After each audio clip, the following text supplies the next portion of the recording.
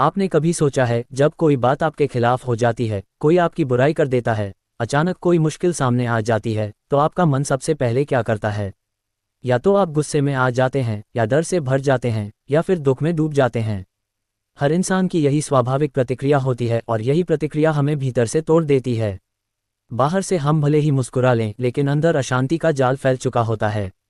क्यों? क्योंकि हमें ये तो सिखाया गया कि हर स्थिति का जवाब देना चाहिए, लेकिन ये नहीं सिखाया गया कि हर स्थिति में शांत कैसे रहा जाए। शांति कोई चीज़ नहीं है जो बाहर से लाई जा सके। यह एक अभ्यास है, एक समझ है। और श्री कृष्ण ने हमें यही समझ दी है। जब अर्जुन युद्ध के मैदान में खड़ा होता है, उसकी सांसें तेज चल रही होती हैं, शरीर कांप रहा होता है, आंखें छलक रही होती हैं। वो सिर्फ एक युद्ध नहीं देख रहा, वो हर स्थिति को खो बैठने का डर महसूस कर रहा है। और तभी श्री कृष्ण उससे कुछ नहीं छीनते, कोई नया रास्ता नहीं दिखाते, वो उसे बस उसका मन दिखाते हैं। कहते हैं, हे पार्थ, तू जिसे जीत या हार समझ रहा है, वो सिर्फ परिस्थिति है। लेकिन जो खुद को जान गया, वही वास्तव में शांत रह सकता है। शांति कोई हालत नहीं होती, ये हमारी स्थिति के प्रति प्रतिक्रिया होती है।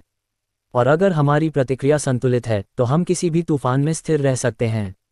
श्री कृष्ण कहते हैं, जब कोई आपको बुरा कहता है और आप प्रतिक्रिया नहीं देते, तब आप कमजोर नहीं बनते, आप अपने ऊपर विजयी होते हैं। क्योंकि प्रतिक्रिया देना आसान है, लेकिन शांत रहना शक्ति है। मन स्वभाव से अस्थिर है, जैसे पानी को अगर हिलाया जाए तो वह अपनी गहराई नहीं दिखाता, लेकिन जैसे ही वह स्थिर होता है, उसमें सब कुछ साफ दिखने लगता है। वैसे ही हमारा मन भी तभी सच को देख सकता है जब वह शांत हो। लेकिन हम क्या करते हैं? हर बात पर प्रतिक्रिया, हर शब्द का जवाब, हर समस्या को तुरंत ठीक करने की कोशिश। और इसी दौड़ में हम खुद को खो देते हैं। श्री कृष्ण ने एक बहुत ही सरल सूत्र दिया है, परिस्थिति कैसी भी हो, प्रतिक्रिया देने से पहले ठहरो। बस एक पल रुको, एक गहरी सांस लो और खुद से एक सवाल पूछो, क्या ये जरूरी है? हर बहस, हर दुख, हर गुस्से का जवाब देना जरूरी नहीं होता। कभी कभी सबसे बड़ी जीत होती है चुप रह जाना, मुस्कुराना और खुद को भीतर से थामे रखना। अर्जुन जब अपने ही संबंधियों के खिलाफ खड़ा होता है, तो उसका मन बिखरने लगता है। लेकिन श्री कृष्ण उसे याद दिलाते हैं कि तू योद्धा है, लेकिन उससे पहले तू आत्मा है। और आत्मा को कोई परिस्थिति डिगा नहीं सकती। जब आप खुद को सिर्फ शरीर, नाम, पहचान मानते हैं, तो हर छोटी बात बड़ी लगती है। लेकिन जब आप समझते हैं कि आप आत्मा हैं, तो फिर दुनिया का हर तूफान भी आपको छू नहीं पाता।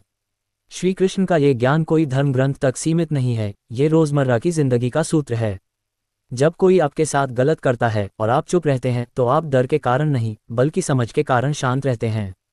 क्योंकि आपको पता है, हर प्रतिक्रिया आपकी ऊर्जा खा जाती है। और हर बार आप बाहर लड़ते हैं, आप अंदर से थक जाते हैं। इसलिए श्री कृष्ण कहते हैं, जो भीतर स्थित है वही स्थिर है। लेकिन इसका मतलब ये नहीं कि हम सब सह लें। इसका मतलब है, हम चुनें कि कब क्या करना है। जवाब तब दें जब जरूरी हो, और बाकी समय अपने मन को शांत रखें। क्योंकि जितनी बार आप चुप रहते हैं, उतनी बार आप अपने मन को अवसर देते हैं खुद को देखने का, समझने का और बड़ा होने का।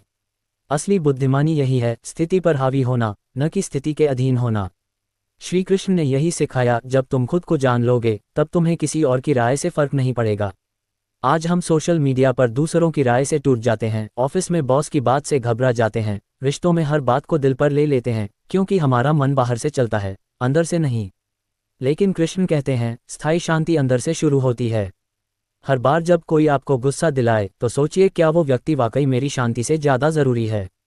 हर बार जब कोई आपको उकसाए, सोचिए, क्या मैं अपनी ऊर्जा वहाँ खर्च करना चाहता हूँ? हर बार जब कोई चीज़ आपके हिसाब से ना हो, सोचिए, क्या ये मेरी शांति छीनने लायक है? अगर आप ये सवाल पूछने लगे, तो जवाब हमेशा शांतिपूर्ण ही आएगा। कृष्ण का फॉर्मूला बहुत सीधा है, मन को परिस्थिति से ऊपर उठाना सीखो। जब मन स्थिर हो जाता है, तो जीवन अपने आप सरल हो जाता है। निर्णय भी स्पष्ट होते हैं, और रिश्ते भी हल्के लगने लगते हैं। क्योंकि तब आप हर बात को व्यक्तिगत नहीं लेते, आप हर चीज़ को व्यापक दृष्टि से देखने लगते हैं। जो व्यक्ति शांत रह सकता है, वो सबसे बड़ी शक्ति अपने साथ रखता है। और ये शक्ति बाहर से नहीं मिलती, ये उस अभ्यास से मिलती है, जब आप रोज़ थोड़ी देर खुद से जुड़ते हैं।